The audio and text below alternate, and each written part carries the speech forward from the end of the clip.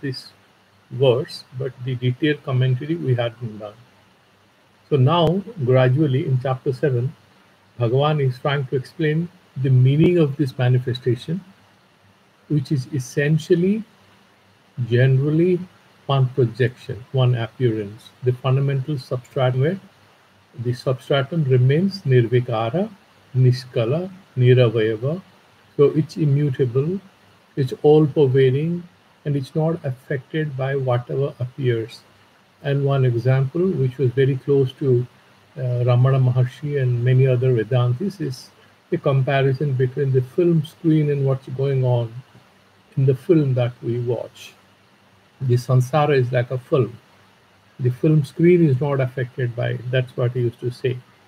So, what Bhagavan did here is that he's introducing in Bhagavad Gita the idea of Maya. Before this, there were two words which came, para and apara prakriti. By mistake, you might presume that this para and apara prakriti are certain substances. These are actually magical powers of the Lord, and the para prakriti is actually adhina, that Jada Varga and Chaitanya Varga both are kind of controlled, regulated by that immutable principle called the Brahman.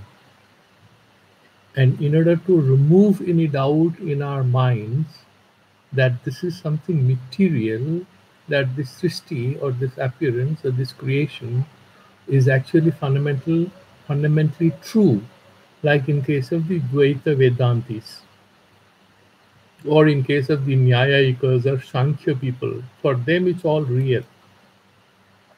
For Sankhya, it's all born out of Prakriti, but the Prakriti is real and it shall remain real. The Purusha will just escape it. But somebody might ask what happens to Prakriti. No, it stays. There is no death to Prakriti. The Purusha gets disconnected again, and that is what is moksha for them. For Nyayika, you have the jnana of all this material world the way it is, and then there is dukkha nibriti. You are no more confused. That is how they say, that is their liberation. And they believe in one Ishvara, the creation is also real for them. But for Vedanti, the Advaita Vedanti who are monists, there is just one reality. And what is that? That is the Brahman. Then how do you explain these multiple appearances? So they have to struggle, they have to explain. Now the Bhagavad Gita, Bhagavan is saying here that this appearance that you see, which are so complex, even though I'm one, they are many, they are multiples, they are diverse, they are contradicting each other, they're fighting with each other. How can everything that has come out of me, all human beings have come out of me, why they are fighting with each other? How there can be enmity, and how the nature, the qualities of one set of people is different and opposed to that of other set of people. These questions will come up, isn't it? So Bhagavan introduces the idea in Bhagavad Gita called Maya. And before we go to that, which is in the 14th thing, he's just saying that earlier Bhagavan had mentioned that he is the essential causal principle hidden in each appearance, whether it's intelligence, whether it is smell, whether it is taste, he is that essential principle. So he was almost appearing as if he thinks all of this is fundamentally real. And that he will clarify in the next verse, that fundamentally not real. But it's like that. So he says that the Sattvika, Rajas, or Tamasika, whatever you see, all that, Matta eva iti tan vidhi. Know that they have come out of me, not voham tesu te mai. I am not in them, but they are in me. Why? Because the effect hides in the cause. The necklace hides in gold. The necklace cannot have any existence without the presence of gold. The gold is not stuck with the necklace. You can hammer that necklace, gold shall remain. The gold is not dependent, is not sanslishta, it's not kind of stuck with that particular appearance of necklace. It can become a ring, it can become a armlet, it can become anything, isn't it? It could just be a lump of gold. Gold shall be there. That appearance of necklaceness, that dharma of necklace will go, that quality of necklaceness, that thing might go, but the gold shall remain. So the necklaceness requires gold, because to be called a necklace, you require that raw material called gold. but it doesn't have to get stuck with that appearance of the Karya Rupa. We have discussed that. This next verse, he says that these all qualities, these three things, these three gunas, sattva, rajas, and tamas, trivihi gunamayi bhavei. So all these bhava padarthas, whatever happens, whatever manifests, whatever exists, that is bhava. And bhavei evihi, by these sarvamidam jagat. Okay? So everything that you see is kind of born out of these three causal principles called sattva, tama, and rajas. Sarvamidam jagat mohitam navijanati. And it's kind of is deluded, that we had discussed yesterday. And therefore, this Jagat doesn't know me. Just look at it. He is actually referring to whom? Arjuna is standing in front of him. But he doesn't want to misbehave with Arjuna, right? He's a loving friend and a devotee and a cousin brother. So Bhagavan says, Ye murkh log nahi janta. He doesn't even refer to the world as any conscious being. He's almost treating the whole conscious set of human beings who are capable of intelligence and intelligent thinking, dismissing them as Jagat. It's kind of, it's like a school headmaster. There is some problem in the school, and let's imagine the police has come. And what does he say? He knows there are 20 boys who are mischievous, and the police says, who do you think may have been involved in this particular petty mischief in the streets? The principal says, I know, it's the gang. He knows those 20 boys. So he doesn't refer to them by name of each and every boy. He just says, I know, it's the gang. You just hold on. I'll get hold of them, right? Similarly, Bhagavan here is just referring to the stupidity of all conscious beings who are capable of doing some sadhana to understand what it is, but they don't, and they accept all this as real and get stuck here. So therefore, he just uses the word Jagat. Jagat navi janati. This sansara doesn't know me. This world doesn't know me. By world, he's referring to all human beings, isn't it? Mamebhya param abhyayam. Mam doesn't know me, ebhya, different from all these appearances, sattva, tama, rajas. These are my powers. They come through paraprakriti and aparaprakriti. They play out. The one becomes many. And then people get confused thinking the many is real. They don't even know where from it's coming. They forget me. They're happy in their lives. What do you think God is all about? There's nothing called God. So they become secular, atheistic people, not a problem, but they forget the causal aspect of these multiple appearances, and therefore they suffer by thinking the sansara is real. I am not to be blamed. So param abhyayam, the sansara keeps changing, but the param, which is beyond all this, which is more refined, which is subtle, and which you cannot see if you don't look for it. And how can you look for it? It's viveka. You have to destroy the ignorance. We have discussed that with analysis, with logic. And you have to sort of transcend, get out of your own understanding, which is essentially born out of ignorance. Look for me. And a lot of things have been explained in chapter 6. How to sort of do dhyana. You have to destroy your weaknesses, attachments, do antakarna suddhi, study Vedanta, use yukti, right? And then use these as instruments to kind of destroy your weaknesses, sharpen your mind, open it up. Then you'll meditate on that sabdika thing, tattvamasyadi vakya, Vedanta vakyas, meditate on it. Then you reach that sense of unity that you have with me. Param abhyayam.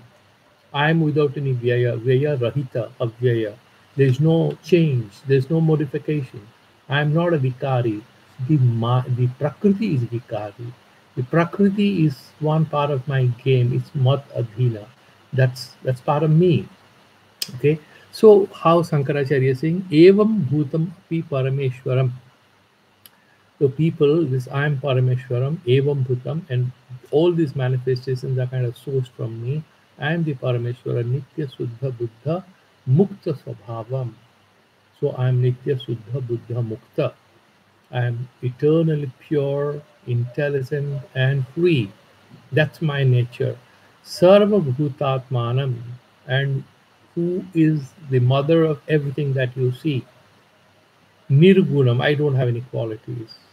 These three qualities are born out of me through my prakritis, apara prakriti, para prakriti. But you have to understand that I am nirguna. These gunas don't affect me. Sansara dosha vija pradaha karanam. It's written here praroha karanam, but it should be pradaha karanam.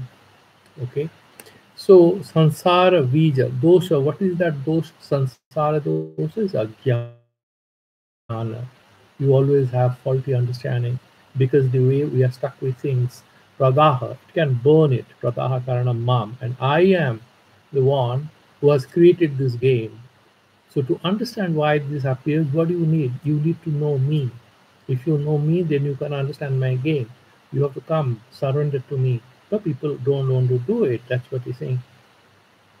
Na vijanati, they don't know. Jagat. Iti anukrosham darseti Bhagavan. By what he is saying this word Jagat, he doesn't say, oh Arjuna, this humanity doesn't know me.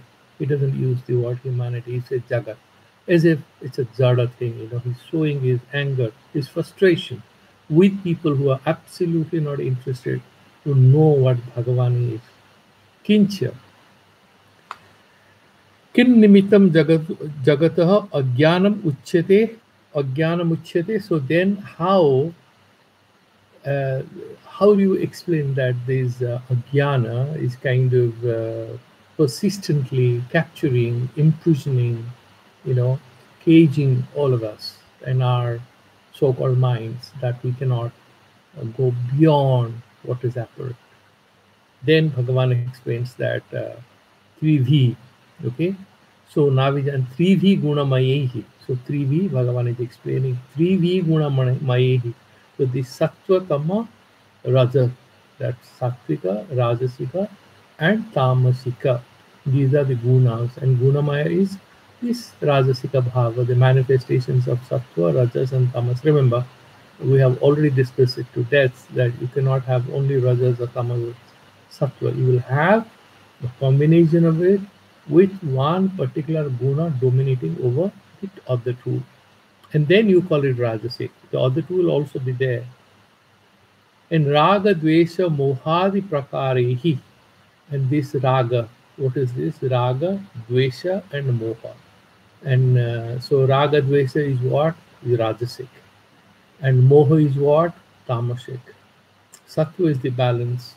And Adi Prakarehi, Bhavehi, and these material manifestations, Padarthehi, and all these things. Ebhihi Yathoktehi Sarvamidam Pranijatam. All that you think, all the mental processes, their thoughts, their emotions, their conversations, their fights, their movements, whatever you see on earth, they are pranijatam. Whatever appears as if they are caused by human beings and animals, and this particular jagat, mohitam avivekatam apaditam. Mohitam means what? Mohitam, not that they're kind of drunken with an intoxicant, like they have taken LSD or cannabis or anything. No. Bhagavan is saying by mohita, when he uses this word, is essentially saying that they are kind of defeated by lack of discrimination and inability to think properly. That avivekatam apaditam san navijananti. By this, by not being able to think, that is the moha, that is the inability to think. Mam Ishvara Yachoktebhyoho Gunebhyaha Param. So knowing me, that Ishvara, that I have created this samsara through these three gunas, through the apara prakriti and para prakriti, but I am beyond this. I am param vyatiriktam. I am different. Vilakshanam cha avyayam, and I am vyaya rahita. I am not affected by it. Vyaya rahitam. Janamadi sarva bhava vikara varjitam. And I don't have this third vikara. Jayate, asti, vardate, viparinamate, apakhyate, vinasyati. These are the third vikaras of the pranis, of the living beings. They are born, They then survive, then they grow, and then slowly, they become middle-aged and hair falls and they go bald or something, it grays, and then apakhyate, then slowly they'll fall, and then vinasati, they die. These are the six vikaras. I don't have them. Okay, vikara barjitam ityartha. So this was what was the Sankara Bhashya, and we will do the verse number 14, which is a very important verse that we will be doing mostly today. Okay, so what he says here is कथं पुनः दैवीम् एतां त्रिगुणात्मिकां वैष्णवीं मायाम् अतिक्रामन्ति इति उच्यते. When Bhagavad says that they don't know me because they do not see me as different. They don't see me as different from these three gunas, and they get stuck with it. I cannot help them because unless they try to see me, which is the film screen, beyond the film, they're just watching the film, then how do I tell them that this is the film screen which is real, not the film? So they have to look beyond what they are enjoying right now. So how do they kind of transcend this game of Maya that I play with them? Remember, this game is again imagined, okay? Because fundamentally, nothing of Dasat is there. But this is for our understanding because our minds are not that sharp. That is what Vedanta says. So how do they can know you? Then Bhagavan has the key in this verse number 14 and onwards. Daivi hyesa gunamai mama maya duratya mam eva ye prapadyanti maya metam taranti te. Daivi, this maya is Daivi. Daivi in what sense? That Deva, that is me, Parameshwara, I am all pervading. And it's me which is kind of appearing as different names and forms. And this whole magical power of mine, because of which all these things appear as many, and this magical power is Daivi. It's kind of enacted by me, and therefore it's Daivi. He esa gunamai. This guna is what? Trigunamai. This Maya, these three qualities it has. Because of which this universe has been caused by this aparaprakriti of mind and paraprakriti, the Chaitanya Varga. Mama Maya, this thing, Gunamai Maya, that is mind, Duratyaya. Okay. So he's using these two words, Esa Gunamai Maya, Mama Duratyaya. And Duratyaya is something that's very difficult to understand, pierce through, overcome, transcend, okay, or overtake in that sense. So surmount, to do atikramana, go beyond. So it's very difficult to go beyond Maya, very difficult to understand what this Maya is and how it works. Mam eva ye prapadyante, then how do I know how Maya plays? He says, no, don't get stuck with Maya. There is a trick here. You look at me. If you look at me, the Maya loses its control over you because you will see the truth, you lose interest in what Maya is doing. There are some people who have a tendency to vomit when they sit in a bus which is going on a mountainous path, and they then have this vomiting problem. They feel nausea. And what the people advise is that you try to look at something outside. Don't think about yourself. Don't think about that I'm nauseatic. Then you will end up vomiting, puking. So you look at the mountain, the rivers, the horizon, start enjoying. Focus your mind on something outside. Then you are safe. You don't vomit. Similarly, Bhagavan says, Maya would be there, not a problem. Don't worry about it. What is causing this Maya? Why don't you go towards the cause? And what is that cause? It's me. That's my reflection. All this universe is my reflection. You cannot know everything. You cannot count all the leaves in the jungle to understand what the jungle is all about. The jungle is not the leaves or the trees. Don't count the trees to understand the jungle. So don't get stuck with the details of the samsara. It's endless. How much of life can you experience? How many kinds of jobs can you do? How many kinds of people can you be with? Can you do that? No. Knowing what, you can know everything. That is the Vedantic question, the Upanishadic question. Knowing what, I can know everything.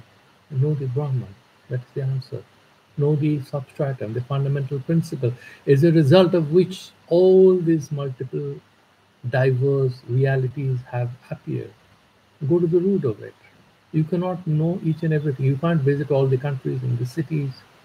What do you need to know? No, you read a bit of urban sociology, then read some good books and stuff like that, and then you can make sense of what the whole world is all about. But you definitely cannot visit all the countries. Maybe you can, but several things will still remain to be known by you. With your sense perception, you cannot see, experience, understand everything. So the focus here in Vedantic philosophy is to go towards the causal aspect of it. That's what he's saying. Mahabev prapadyante. They overcome Maya. Mayam etam taranti te. Once they get me, the Maya ceases to trouble them.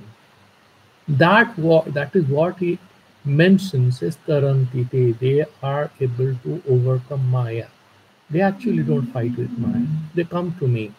It's like there are 5 very violent wild dogs, which are your pet dogs, and there's somebody very scared of you. What he needs to do? He'll try to frighten the dogs will kill him. But what he can do, he can be a very good friend of yours. Once he comes to you and says hello, and then you shake hands with him, your dog's watching him. Okay, our master's friend. And then they don't hurt him. They, wag their tails and go and try to be friends with him. Same way, this Maya, which is very troublesome, because it confuses you. And then you're sometimes sad, sometimes happy, sometimes angry, sometimes anxious. And once you come to me, I'm the boss of everything, then you're not troubled. Because that's like my pet, and it will not trouble you. These are all metaphoric expressions, not real. The point of the message here is that once you go to the causal aspect of these manifestations, then your mind will experience a wonderful sense of peace and balance and equanimity and equipoise. And that sense of equipoise, backed by an understanding of how the universe manifests and runs and troubles you or pleases you, will liberate you. That is what is the message. Okay? Now let's look at the Sankara Bhashya.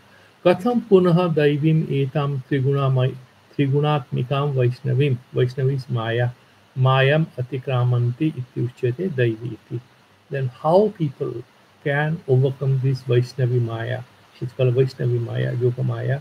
Then if I saying that this sloka is the answer to that.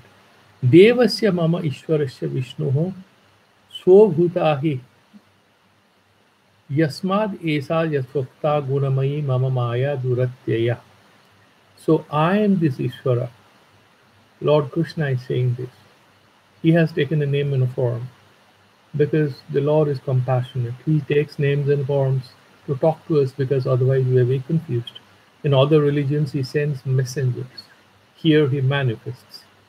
Either way, he perhaps doesn't trust in messengers.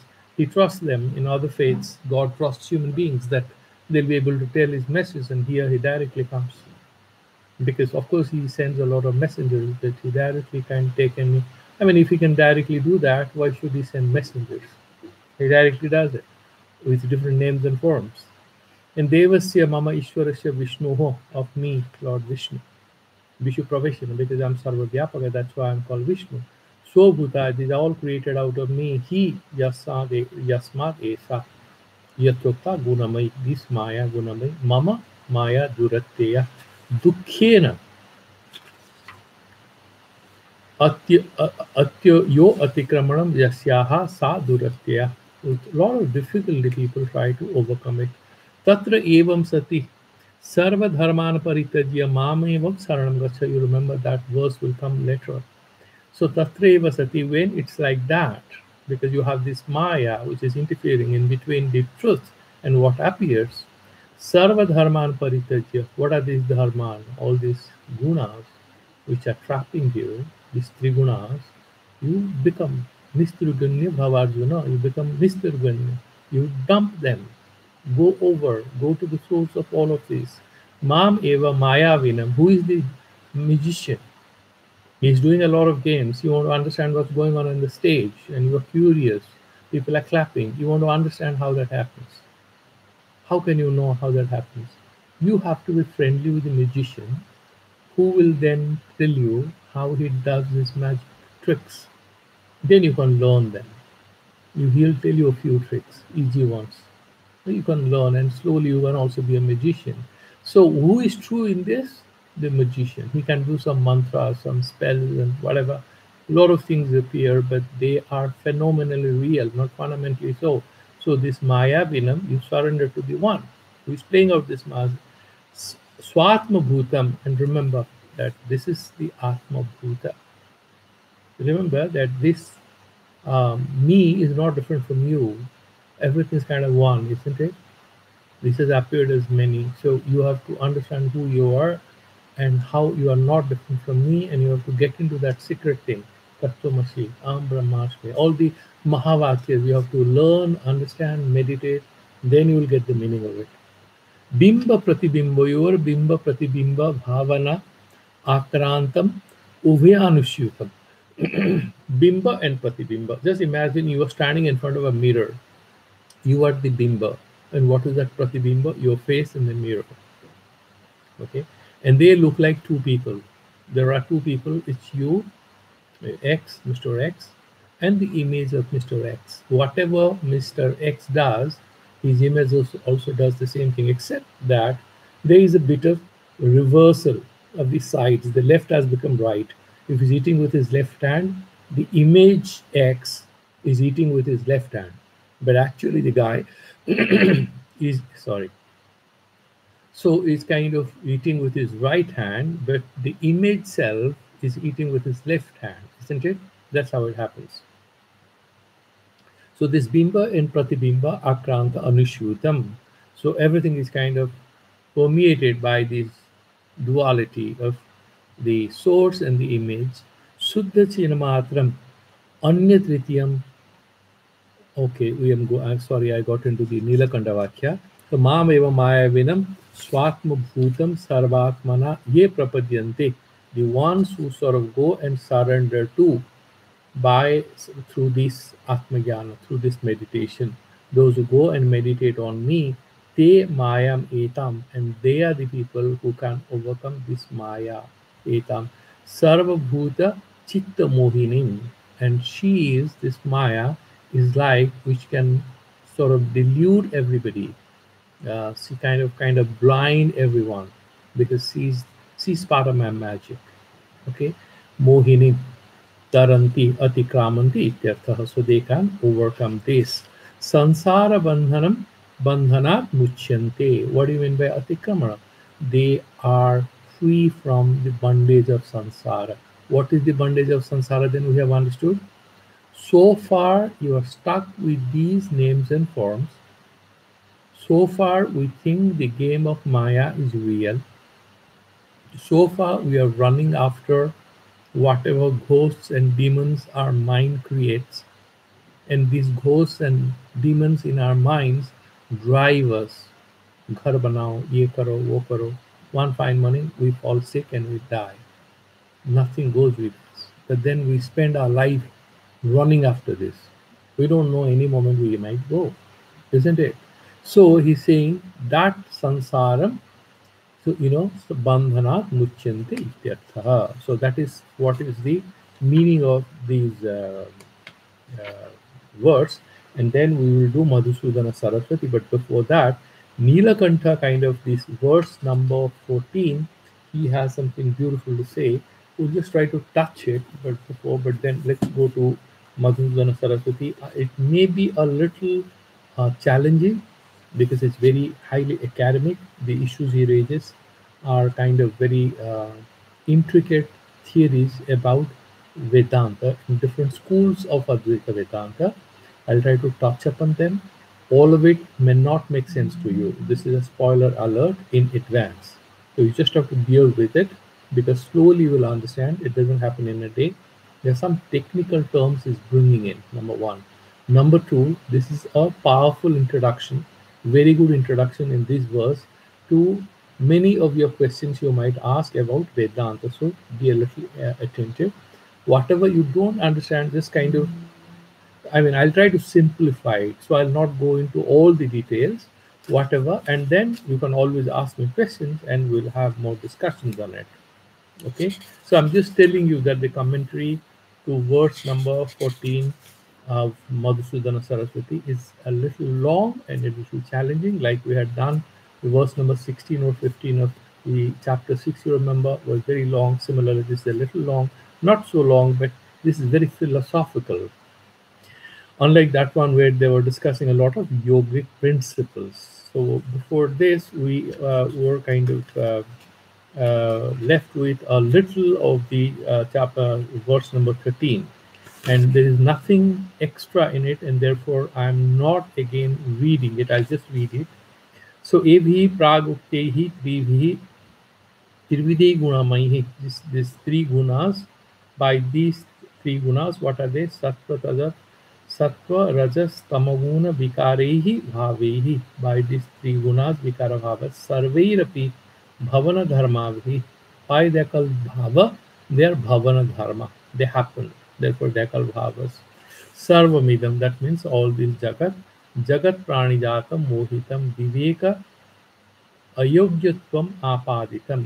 So this inability to have that viveka, separate truth from falsehood, that is kind of underlining this whole existence of the way we think about reality, the way we understand reality. That is ajnana apadita, viveka sunya buddhi. In that sense, Sad ebhyoho, because we become viveka sunya, gunamayabhyoho bhavebhyaha param esham, and they do not know I am different from all these gunamaya aspects. All these realities of your mind are either rajasika, tamasika, or sattvika, but I am beyond this. Why? Because paramesam kalpana adhishtanam. These are the imaginations. I am the foundation, adhishtanam. Atyanta vilakshanam abhyayam. I'm much different from whatever appears. And I'm abhyaya sarva vikriya sunyam aprapancham vikara sunyam aprapancham ananda ghana. So he's now giving a lot of adjectives about the Brahman that we are very familiar with. That I am not prapancha. Prapancha is what you see. And what am I? I'm aprapancha, different from prapancham. Ananda ghanam. And then I'm different from, I'm Sachidananda Surupa, Ananda Ghana. And Atma Prakasam. And then I describe myself. I am the cause of my own Spurana, like a lamp. It doesn't require another torchlight. Similarly, I'm Swata Siddha. And Swaprakasam Abhyavahitam. And then there is no distinction, there is no separation. It's Abhyavahita. It continuously sort of pervades everything. It's everywhere. Okay? Abhyavahitam api mam navijanati. They don't know me.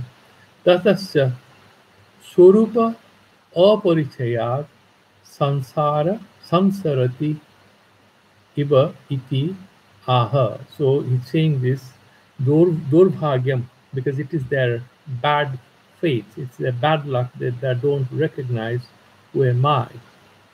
Okay? And so these are the abhiveki janasya iti anukosham darsayati bhagavan. So they kind of unhappy, saying this world doesn't know who am I. These idiots, they don't recognize I'm their father, they ignore me, kind of stuff. And then in this next verse, Daivi hesa gunamai mama maya duratya mameva ye prapadyante maya metam tarantite.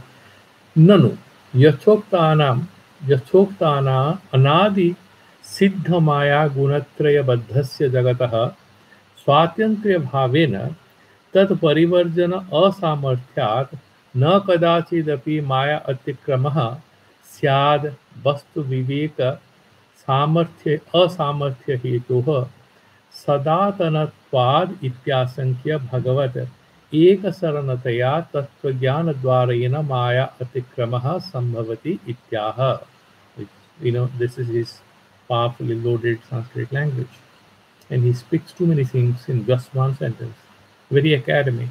So he's saying that Once Bhagavan, you're saying that this Maya is kind of your game.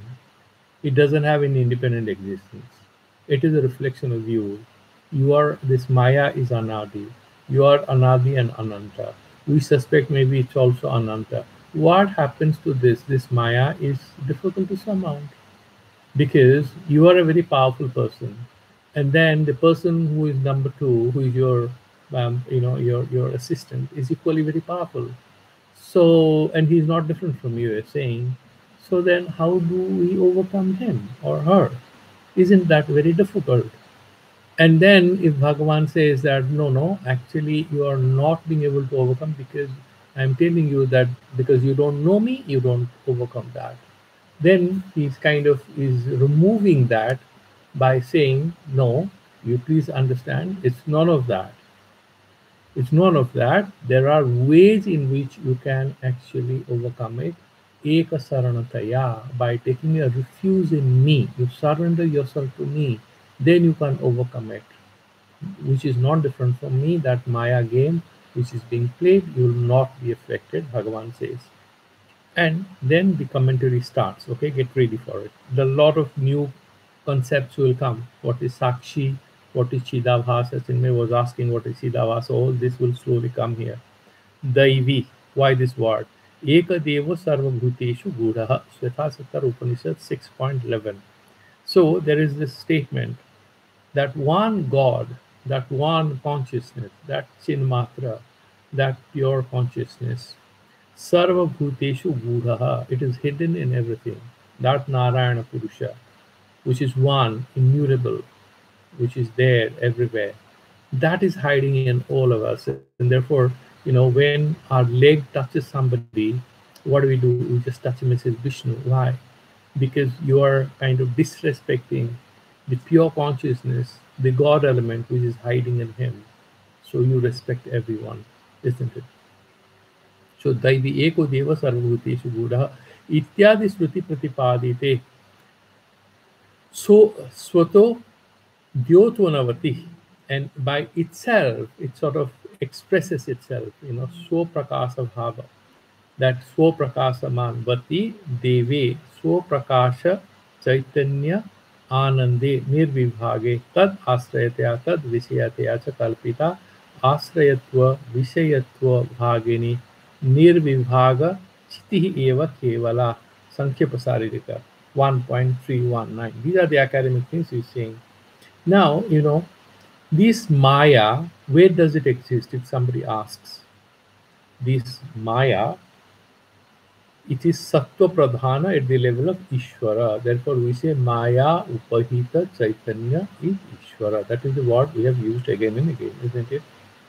Maya is a Upadhi, is a superimposition. It's like a particular jacket you wear and you look like a police officer, and you are the same person who takes it off and wears a white coat, and then you become a lawyer or whatever, or dark coat or whatever you change. You appear as somebody else, a civil official, and you sign to both the files because you are the Home Secretary and you are also the Chief Secretary. So you put up the file on behalf of the police department. You approve it as a Chief Secretary wearing another jacket. That's how these are the superimpositions, names and forms, not fundamentally real. Excuse me. So what he's saying is that this ajnana, this same Maya becomes avidya because it is Malina Sattva Pradhana at the level of Jiva. Both are same titles. That is what we had discussed earlier. Now, what he's saying is that this ajnana, where does it stay? You have to ask this question, where can it stay? Is it independent? Bhagavan says, no, the Prakriti is not independent of me. And this Maya is also not independent of it. So therefore, this ajnana, which is both tad asraya, tad vishaya. What is the vishaya of this ajnana? Fundamentally, we are looking at the film, but actually, what are you looking at? You're looking at the screen, but you see the film because you're stuck with that. But the screen is also there, which you cannot see. So what asraya is the film screen. And then vishaya, actually, what are you looking at? You're actually looking at the film screen, but you see the film. That's a problem. That are the appearances that you see. But are you not looking at the TV? You are seeing some film in the TV, but what are you looking at? You're looking. So what is the Vishaya? You also the Ajnana, that whatever consciousness you have, that ignorant self that you are, both are kind of actually, they're having this Vishaya and Ashraya, both is this Brahman. And that is Nirvibhaga. That is not split into Sattva, Tama, and Rajas. Okay.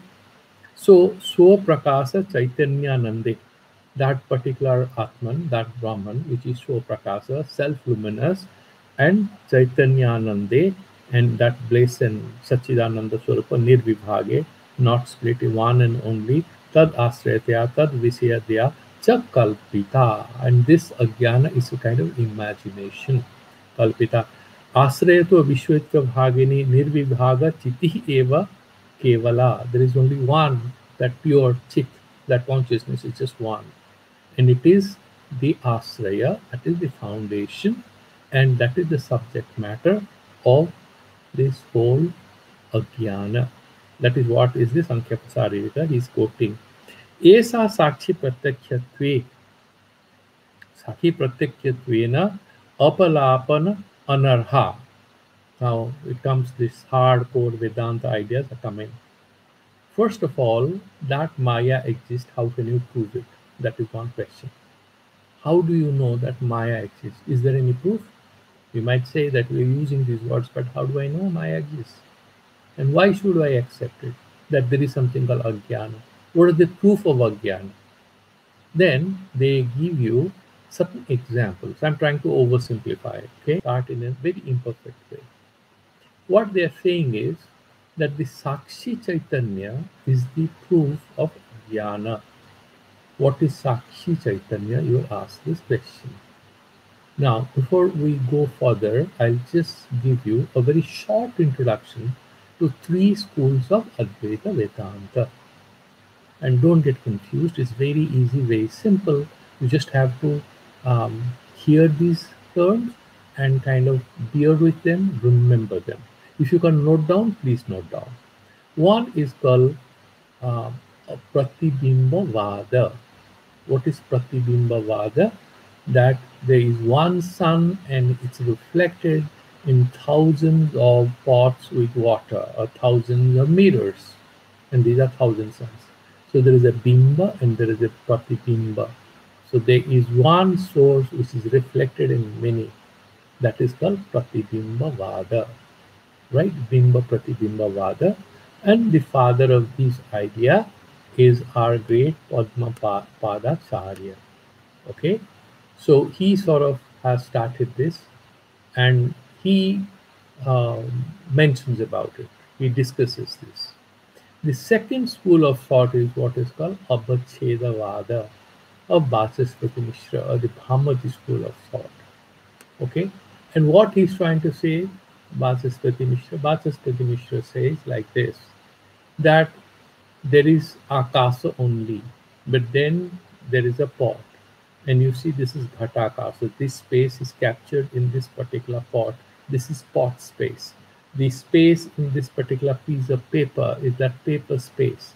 So there is space in the book, in my hand, my eyes, nose, there's no space, this computer space. The space is all pervading. But we are attaching certain names and forms. There's just one space. Okay? This is called Avachedavada. So these are split into different parts with names and forms. One thing is described as money, right? And the third one is called Abhasa Vada, the theory of appearance. What does it mean? Actually nothing exists, but it appears like that. So depending on who is the student, this particular school of thought will apply. The Pratibimba Vada is easier to understand and is widely popular with a lot of scholars. Okay, whereas the Avachedavada is sometimes accepted, sometimes not. Where Vachaspati Mishra is a great philosopher, and that is for the middle-level students.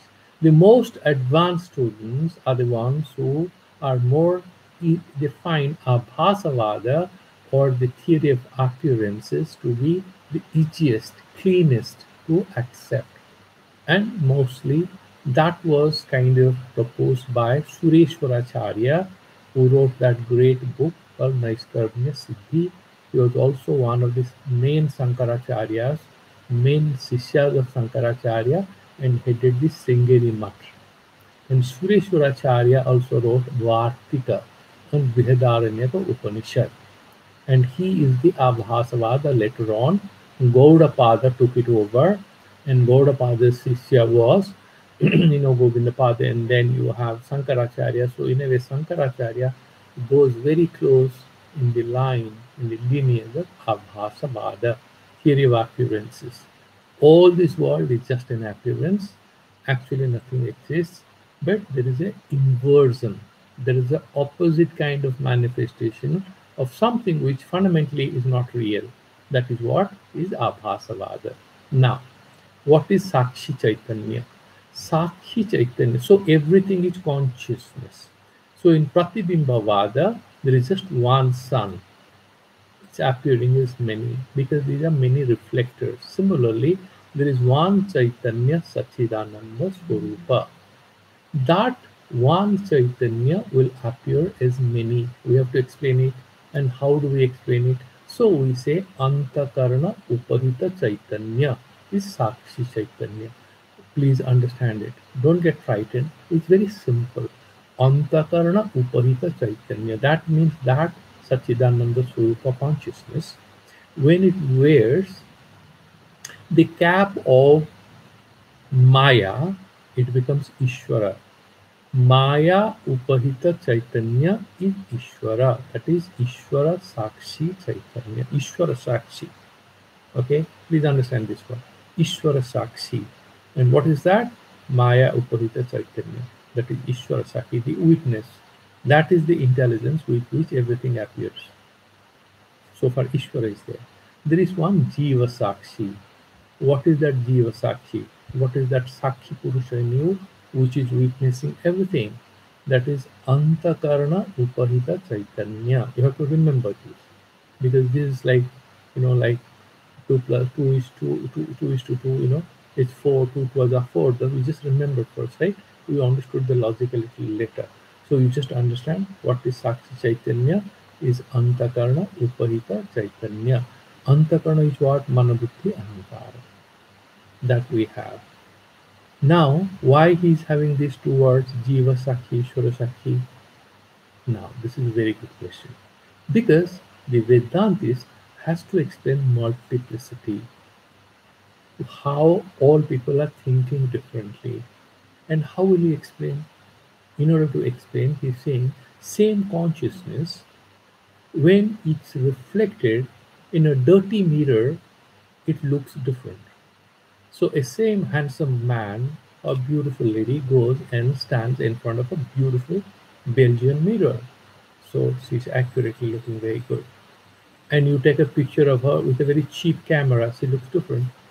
Then you use some filters. So depending on what is the quality of lens and how you set the lighting and everything, the same girl appears like a princess or kind of a very common person, or even a little ugly, depending on what picture and how you are taking it, isn't it?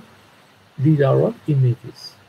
So depending on the sanskara and papa punya, because the sanskaras are all there in the jivas and they are also anadi. Jiva is also anadi. And it's manifesting again and again. These are kind of units of ignorance, units of some Chaitanya, right? So this Antakarana, when that Chaitanya, that Brahma Swarupa, right? That same Chaitanya, it is Antakarana Upahita, it gets trapped or it is hiding in the Antakarana Manabuddhi Ahankara Vas, that is called Sakshi Chaitanya.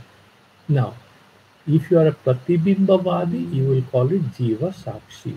But if you are a Abhasavadi, you think that no, there is no reflection. The reflection that there is a Jiva Sakshi Ishvara Sakshi, this is a joke.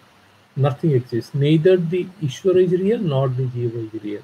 He is a radical monist. He is like a Shunyavadi Buddhist. Very, very logical. Okay? He's not too much of a theist. He's not so much obsessed with the idea of God. He says, Satya ya jhut, is it true or false? False, rejected. So he goes beyond the idea of God. What is he talking about? He's only talking about truth. He's talking about the fundamentals. Truth is truth, false is false. The false appears is true, that's not my problem. You don't understand, I can't help. You haven't studied physics, I am not responsible. You read advanced physics, then you will also understand that what you have read in school is just part of the story, not the whole story. I know the whole story because I studied hard. I understand complex theories of physics. That's how the modern physicists will laugh at somebody who says, you don't even think that laws of motion of Newton are correct. You just smile, not even answer. Yeah, they are correct. Read a little more, you'll lose interest. Similarly, this phenomenal reality appears as real. Is it real? No. That's how he's a Abhasavadi. For him, what is everything? It is one Abhasa. It appears. So when that particular Brahman, one particular thing appears in Buddhi, that is called Chidabhasa. That means what? Its language is different. So if it's Pratibimbavada, you call it Sakshi Chaitanya. So the Brahman or the Suddha Chaitanya, Chin Matra. Chin Matra means what? Chit Matra. The ta becomes na because of Sandhi. So we call Chin Matra. So that Chin Matra, pure consciousness, when it is captured in Buddhi, that is intelligence of the Jivas, that is called Chidabhasa. So it's like it appears that Siddhavasa, and then how we see things and they kind of reflect in Siddhavasa, and there will be the whole theory of knowledge, how it happens in Vedanta, how this particular thing appears, this whole and the Shruti Pramanas, the Upanishadic sentences are kind of taken. That Brahman, having created people, he sort of hammers the skull and enters. Really? Did he do that? No, no. These are metaphoric expressions.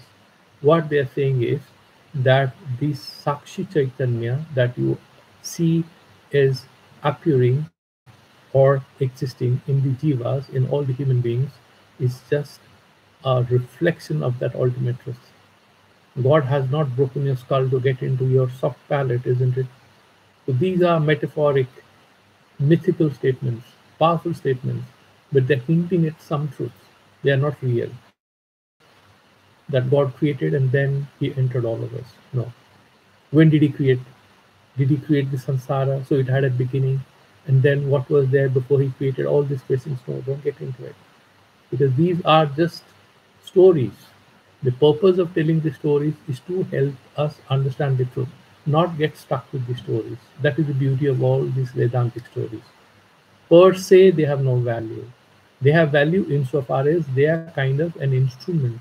They kind of a ladder, climbing which you can reach that self-realization or the truth realization, whatever you call it.